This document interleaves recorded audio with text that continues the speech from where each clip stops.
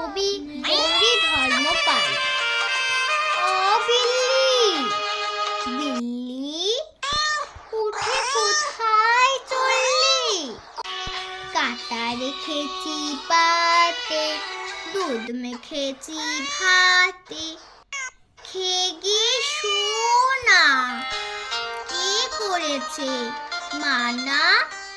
আয়না কাছে লক্ষ্মী, খাবি মাছের চক্কি। বাবু হয়ে বস না, আস্তে কাটা চোষনা। এত কিসের তারা, আছে কি তোর পড়া?